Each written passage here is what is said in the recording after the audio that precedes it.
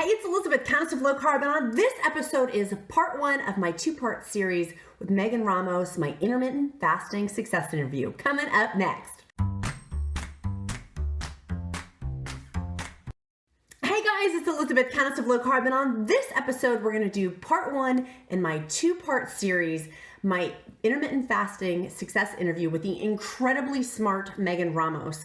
Megan works with idmprogram.com with Dr. Fung, the daddy of intermittent fasting, and is the program director there of the intensive dietary management, which basically has revolutionized fasting, in my humble opinion, through doing their work within the medical community to really help show that intermittent fasting is insanely wonderful for our bodies. So if you like this video, smash that like button, make sure you click subscribe, and sign up down below in my description box for my free, yes I said free, weekly keto meal plan and my free weekly fasting plan that I have on countessoflowcarb.com. Of course, if you want further information all about idmprogram.com, that will be in the description link below too. Megan Ramos has written tons along with Dr. Jason Fung, tons of blog posts, and they have lots of free resources too about intermittent fasting in addition to their paid programs they have. Let's start part one of the two-part series. And if you want to see part two, that's in the description link below as well. Let's dive in. Hi guys, it's Elizabeth, Countess of Low Carb, and on this episode I have the amazing, incredible, I'm nerding out over here, Megan Ramos, the president and co-founder of IDM, Intensive Dietary Management. Megan has worked with Dr. Fung for this May, will it be 20 years? Yeah, long time.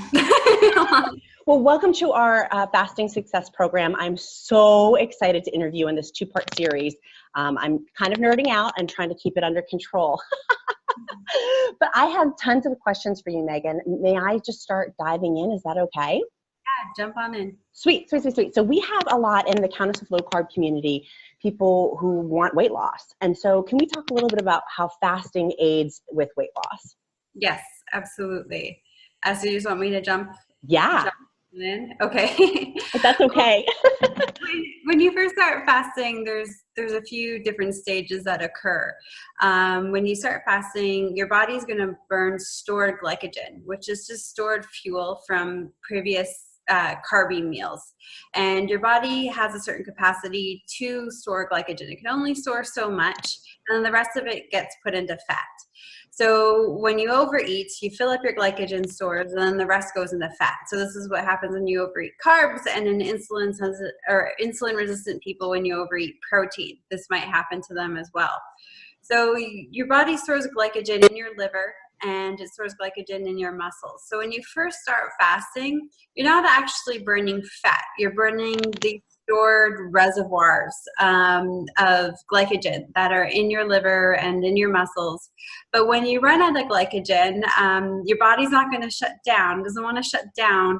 It wants a fuel. And we have years and years and years of overfueling, especially here in North America or most of the Western world, where people are eating from the moment they wake up, literally to just seconds before they brush their teeth, before they go to bed. And we're not very mobile like we were in the caveman days. I mean, I don't really have to walk or do a whole lot of physical activity most days unless I make myself with all of the modern conveniences of life. So we're eating a lot, but we're not burning a lot throughout the day. So we end up with stored reserves. And so when you run out of the glycogen reserves, then your body's going to go into the body fat reserves of fasting.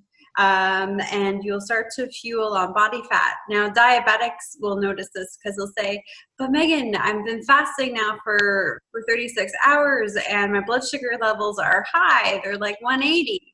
And that's what they are when I eat. And I say, well, right now you're going on your stored reserves. You're eating that extra piece of birthday cake you had on your 30th birthday, or that extra half of the pizza that you ate.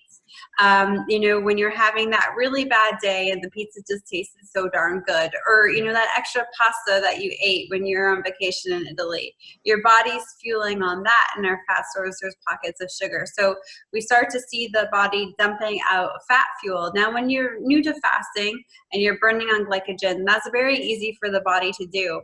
But as the body starts to deplete glycogen and as you transition into fat burning phase, your body doesn't feel so hot, and your body's sending you messages saying, hey, we want to be lazy, we want you to eat so we don't have to burn fat, because burn fat takes a lot of energy to do, and our bodies are always trying to seek energy.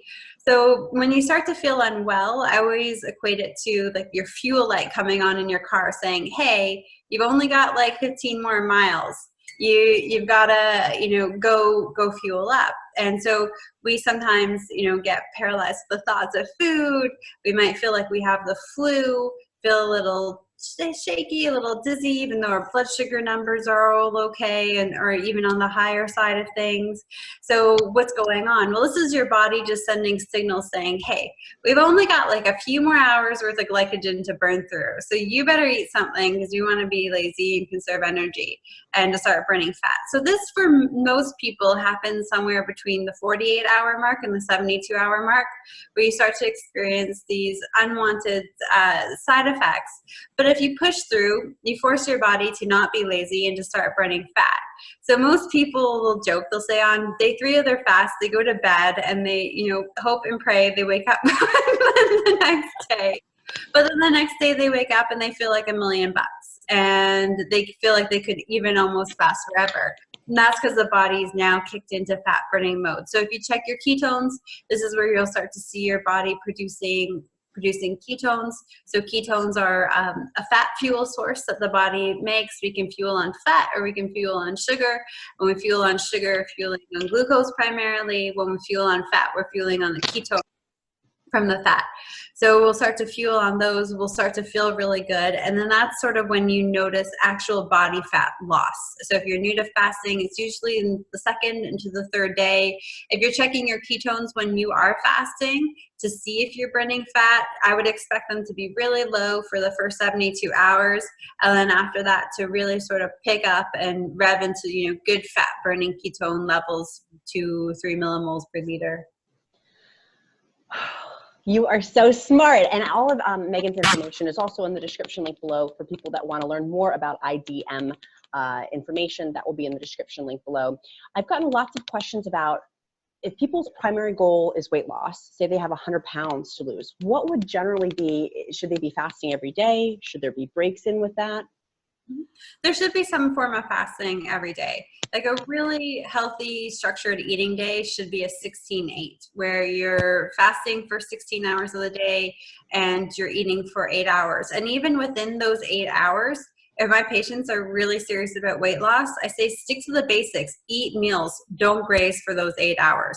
So have a really satisfying lunch. Have a really satisfying dinner. Try not to eat too late, or alternatively breakfast and lunch. If you prefer to do your fast from lunch until breakfast the next day rather than from dinner to lunch. But cut out either breakfast or dinner and don't snack even when you are eating. And that is what we get our patients who are serious about weight loss to do for structured eating days. One of the biggest faux pas I see is people just grazing those 8 hours, and they can actually gain weight and not lose weight despite doing 16-hour fasts. So that's how we structure eating days. For people who are looking to lose serious pounds, we start them off on a 24-hour fast 3 times a week.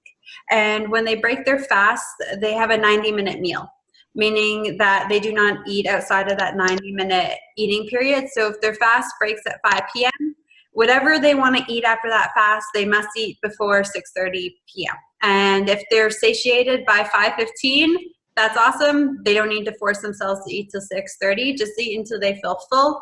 A lot of the patients though that come to us, especially when they're overweight in the sense that they want to lose 100 pounds, they've got leptin resistance, or they have real problems with being signals being sent to notify the brain that the body is full and the body is satiated.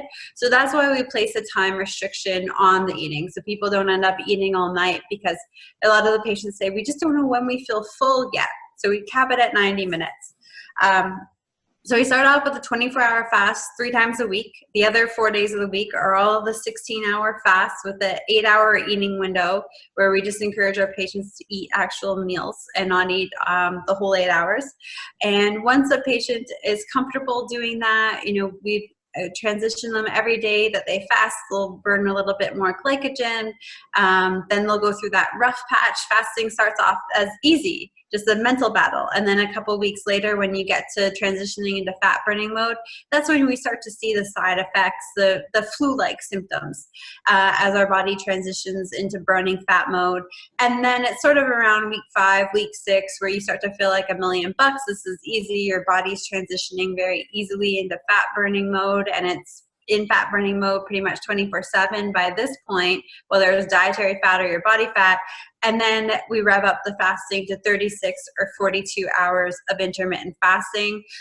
We found 3 times a week is a real sort of sweet spot to generate pretty consistent weight loss of around 2 pounds per week for both men and women.